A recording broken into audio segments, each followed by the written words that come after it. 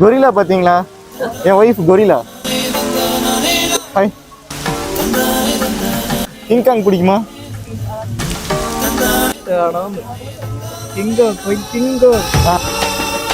பிடிக்குமா? கல்யாணம் பண்ணிப்பீங்களா கிங்காங்க? பண்ணிக்க மாட்டீங்களா? கிங்காங்க கல்யாணம் பண்ணிக்கிறவங்களுக்கு இதை கிஃப்டா கொடுக்கலான்னு இருக்கேன். 1 லட்சம் ரூபாய்க்குரிய கிஃப்ட் இருக்கு. கொண்டு வைக்க அப்புறம் வைக்க வேண்டாம்.